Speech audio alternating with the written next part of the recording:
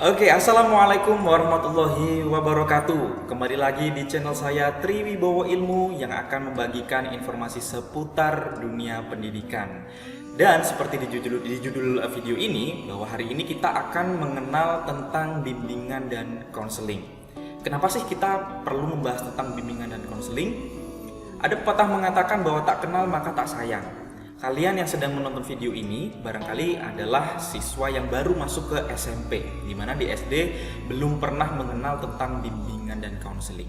Nah, hari ini kita akan membahas tentang apa itu bimbingan dan konseling, serta manfaatnya apa sih dalam perjalanan pendidikan kalian di SMP ataupun di SMA. Bersama saya Triwibowo Robo Soekarno.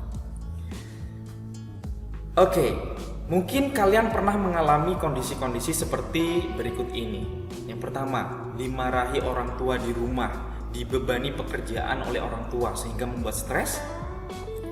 Atau kalian pernah mengalami bullying oleh teman kalian sendiri di sekolah, atau mungkin kalian menjadi pembulinya.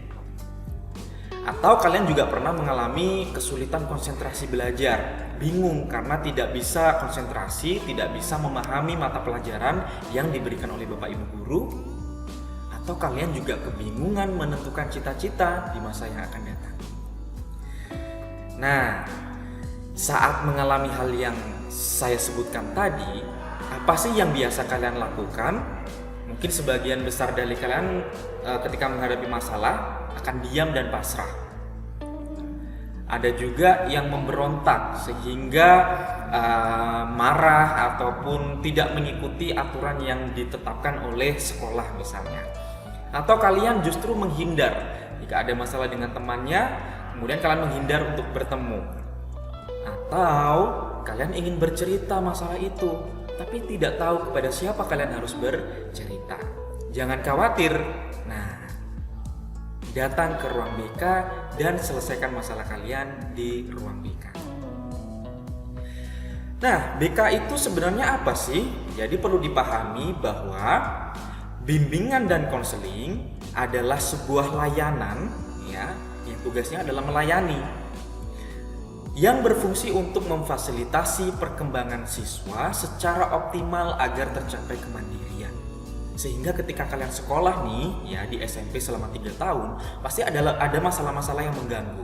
Nah, bimbingan dan konseling tugasnya adalah bagaimana caranya kalian agar bisa berkembang secara optimal sehingga belajar menjadi lebih baik tanpa terbebani oleh masalah-masalah yang dihadapi.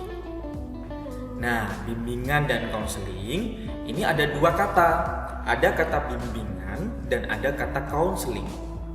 Bimbingan sendiri diartikan sebagai sebuah bantuan ya, membimbing yang diberikan kepada seorang atau sekelompok orang agar dapat melakukan penyesuaian diri secara positif dengan diri sendiri dan menyesuaikan diri dengan lingkungan, serta dapat menghindari atau mengatasi kesulitan-kesulitan di dalam kehidupannya.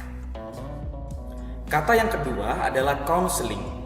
Counseling ini apa? Jadi counseling ini adalah sebuah bantuan dengan metode wawancara ya, dengan teknik tertentu yang diberikan kepada seseorang atau sekelompok orang yang menghadapi masalah atau kesulitan yang menghambat perkembangan dirinya. Seperti yang saya jelaskan tadi, misalnya bermasalah dengan teman sebaya di dalam kelas, bermasalah dengan orang tua, bermasalah dengan mata pelajaran yang dihadapi. Nah, masalah-masalah ini bisa dilakukan konseling di ruang BK. Nah, masalah-masalah apa sih yang bisa diselesaikan atau bisa dibagikan di bimbingan dan konseling? Yang pertama adalah masalah berkaitan dengan pribadi. Masalah pribadi ini masalah diri sendiri.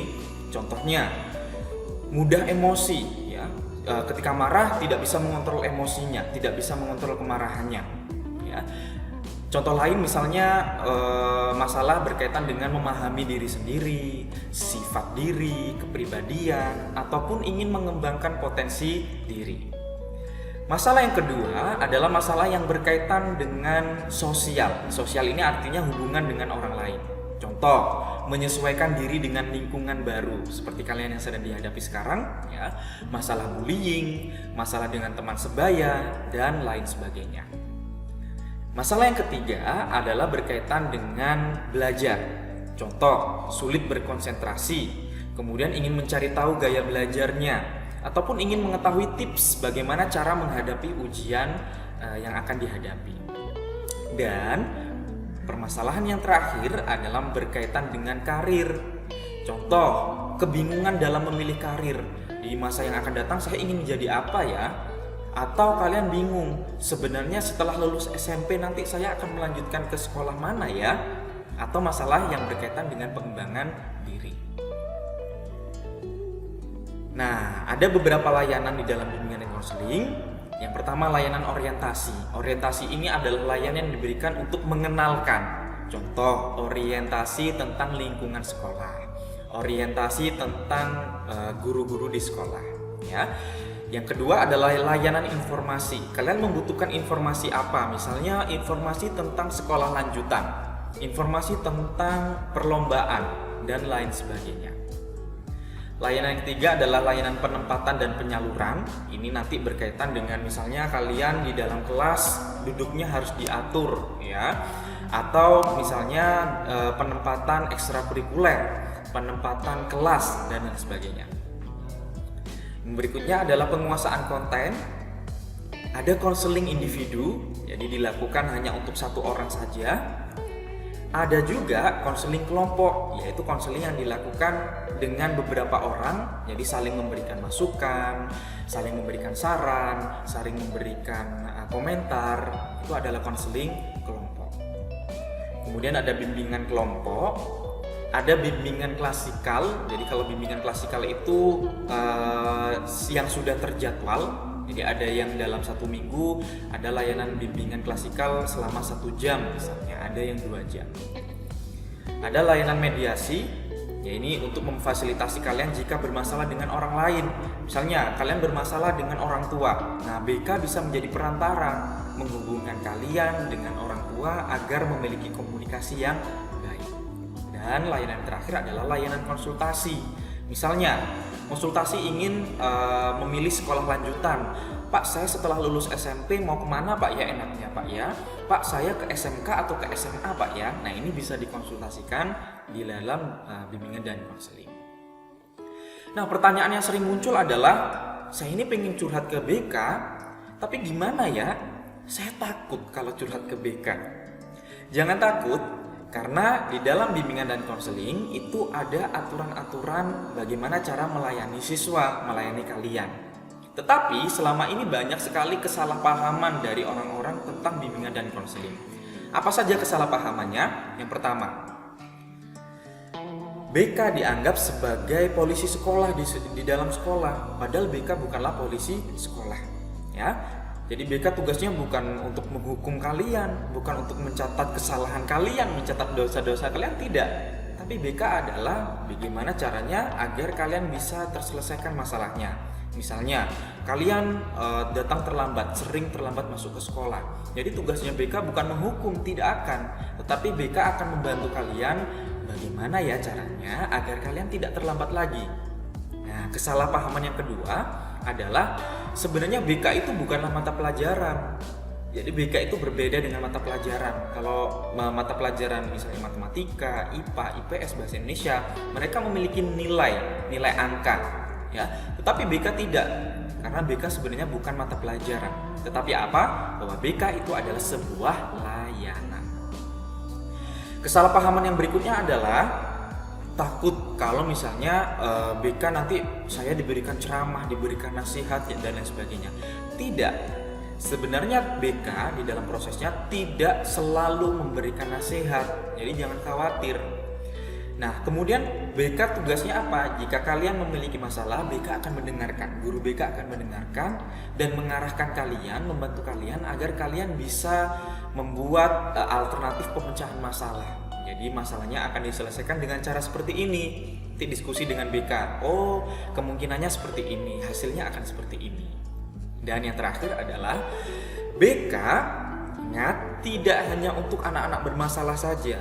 Nah, kadang ini ada yang takut, saya masuk ke ruang BK takut karena nanti dilihat temannya, oh ini anak bermasalah. Atau misalnya orang tua diundang ke ruang BK takut, oh berarti anak saya bermasalah. Tidak. Baik yang bermasalah ataupun tidak bermasalah, ini bisa memanfaatkan layanan bimbingan dan konseling. Nah, yang ingin saya sampaikan di sini adalah ingat bahwa BK adalah sahabat siswa. Yang namanya sahabat, jadi BK siap mendengarkan setiap masalahmu, mendengarkan setiap keluhanmu, dan BK akan merangkul kalian agar kalian bisa benar-benar maksimal di dalam sekolah. Nah, jadi kenapa harus ragu untuk datang ke ruang BK dan memanfaatkan BK? Sehingga ayo datang ke ruang BK dan kalian bisa share pengalaman, share permasalahan agar kalian bisa benar-benar menjadi siswa yang bisa berkembang secara optimal. Demikian tentang materi pengenalan bimbingan dan konseling hari ini. Ingat, jangan lupa untuk membagikan video ini kepada temanmu yang mungkin membutuhkan, atau like, dan jangan lupa subscribe channel saya Triwibowo Ilmu agar teman kalian bisa memahami tentang bimbingan dan konseling. Sekian dari saya, terima kasih, sampai jumpa di video berikutnya. Saya akhiri, assalamualaikum warahmatullahi wabarakatuh.